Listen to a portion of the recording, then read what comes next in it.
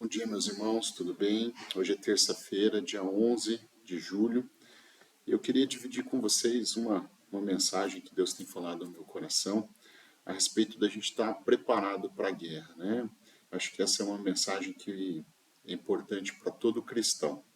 Eu quero ler com vocês um texto que está em Efésios 6, do 10 ao 20. Quanto a mais, sejam fortalecidos no Senhor e na força do seu poder. Vistam-se com toda a armadura de Deus, para poderem ficar firmes contra as ciladas do diabo. Porque a nossa luta não é contra o sangue e a carne, mas contra os principados e as potestades, contra os dominadores deste mundo tenebroso, contra as forças espirituais do mal nas regiões celestiais.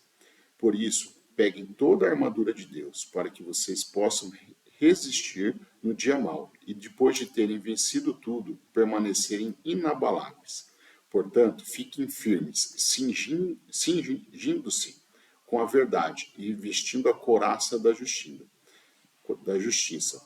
Tenham os pés calçados com a preparação do evangelho da paz, segurando sempre o escudo da fé, com o qual poderão apagar todos os dardos inflamados do maligno. Usem também o capacete da salvação e a espada do Espírito, que é a palavra de Deus. Orem em todo o tempo no Espírito, com todo tipo de oração e súplica, e para isso vigiem com toda perseverança e súplica por todos os santos. E orem também por mim, para que, no abrir da minha boca, me seja dada a palavra, para com ousadia tornar conhecido o ministério do Evangelho, pelo qual sou embaixador em cadeias, para que, em Cristo, eu seja ousado para falar como me cumpre fazer. Amém. Bom, aqui essa palavra, Paulo está falando para nós que nós devemos resistir ao inimigo, né? Resistir aos ataques do diabo através da armadura que Deus nos dá. Né? É só através dessa armadura que a gente consegue resistir ao pecado. O primeiro instrumento que ele fala, aqui na minha versão ele fala cingir, né? Mas na nova tradução da linguagem de hoje ele fala que eu cinto, né? O cinto da verdade, né? Cingir da verdade ou cinto da verdade. O cinto ele é importante na armadura de guerra porque ela une a armadura com a parte inferior com a parte superior. Essa união da armadura é importante para a gente firmar na fé e garantir a nossa vitória através da verdade. E qual que é a verdade? A verdade é Jesus. Em João 8,32 fala, e conhecerão a verdade, e a verdade vos libertará. Para a gente se vestir com o cinto da verdade, é importante a gente estudar a Bíblia, é importante a gente ler a Bíblia e conhecer a verdade de Cristo. Também é importante a gente, no nosso dia a dia, ser honesto, né? Não evitar as mentiras, né? Não compactuar com a mentira. A gente deve sempre falar a verdade. Em Efésios 4:25 fala, por isso não mintam mais, que cada um diga a verdade para seu irmão na fé, pois todos nós somos membros do corpo de Cristo. A couraça, ela então, na armadura de guerra, ela serve para proteger o coração. A couraça da justiça, ela também não deixa o nosso coração se corromper pelo pecado. Em Tiago 1,27 diz, para Deus, o Pai, a religião pura e verdadeira é esta, ajudar os órfãos e as viúvas, mas nas suas aflições, e não se manchar com as coisas más desse mundo. Então não adianta a gente ajudar as viúvas e os órfãos, a gente se manchar com as coisas más. Então é importante que a gente fique longe do pecado, né? Para isso é importante a gente lembrar que Jesus nos justificou, ele morreu pelos nossos pecados e nos purificou. Né? Então a gente deve tentar fazer sempre o que é certo e justo, rejeitando corrupção, egoísmo, e quando a gente pecar, pedir perdão, né? Não tardar em pedir perdão. Em relação às sandálias, né? Na guerra, na armadura de guerra medieval, os sapatos ele protege os nossos pés e nos levam para onde a gente quer ir. O Evangelho da Paz, né, então vestir a sandália do Evangelho da Paz leva em direção certa para essa vitória. Porque se calçar a prontidão do Evangelho da Paz permite que todos nós, crentes, rejeitar a ira e a violência, né? Jesus veio para reconciliar, unindo todos nós em amor. Então é importante a gente perdoar e promover sempre a paz. Em Romanos 12, 18 a 19, ele diz: no que depender de vocês, façam tudo possível para viver em paz com todas as pessoas. Meus queridos irmãos, nunca se vinguem de ninguém. Pelo contrário, deixe que seja Deus quem dê o castigo, pois as Escrituras Sagradas dizem: eu me vingarei, eu acertarei a conta com eles, diz o Senhor. Então, temos que confiar em Deus e não querer fazer justiça. O escudo, ele serve para defender contra as setas, contra os ataques. O escudo, ele funciona de uma forma ativa. A gente pode mudar os ângulos para a gente se defender. Da mesma forma, Jesus nos defende de uma forma ativa. Então, para usar o escudo da fé, a gente precisa acreditar na verdade da Bíblia e agir conforme a Bíblia nos ensina. A fé é firmada quando entramos em ação e obedecemos a Deus, né?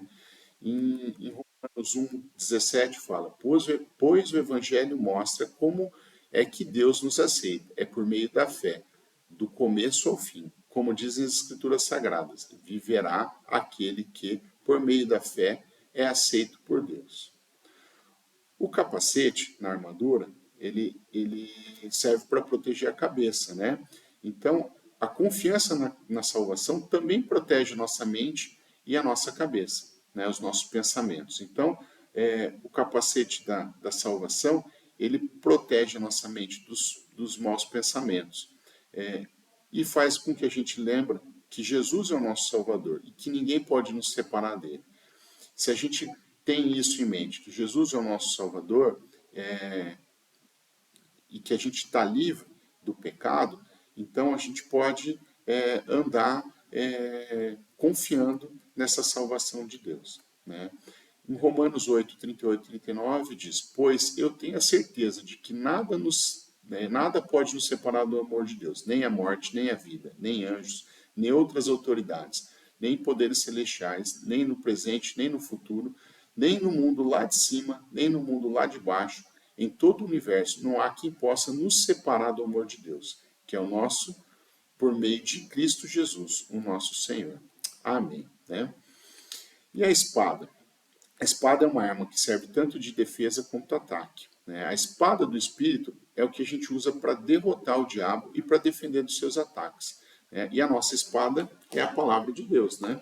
Em Hebreus 4:12 fala: pois a palavra de Deus é viva e poderosa e corta mais do que qualquer espada afiada de dois lados. Ela vai até o lugar mais fundo da alma e do espírito, vai até o íntimo das pessoas e julga os desejos e pensamentos do coração delas.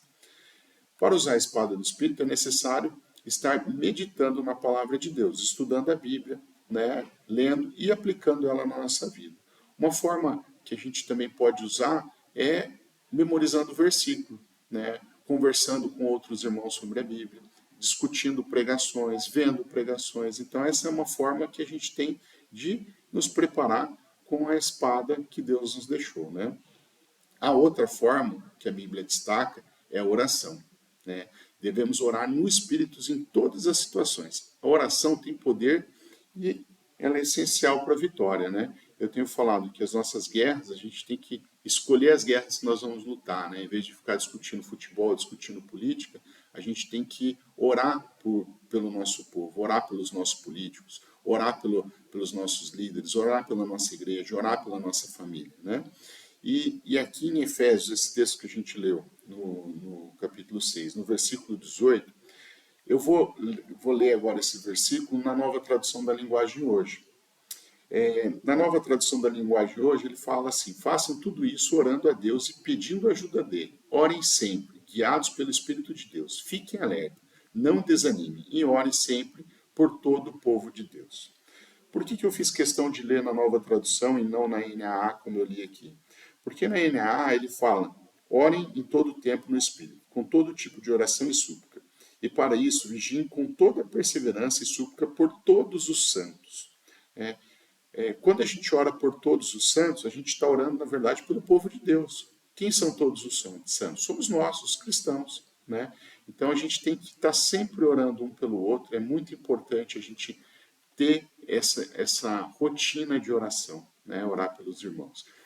Os irmãos que tiveram ontem pela primeira vez na torre, teve essa experiência de poder orar, e acredito que essa experiência vai melhorar a cada dia com a intimidade de oração que a gente vai construindo. Bom, meus irmãos, o texto, né, é um pouco grande, né, a mensagem é profunda e eu tentei falar de uma forma mais abreviada possível, mas a gente já passou dos 10 minutos. Eu queria orar, né, com vocês para que Deus abençoe as nossas vidas e nos capacite. Senhor, obrigado, Pai, pela Tua palavra, obrigado porque a Tua palavra é viva, Pai.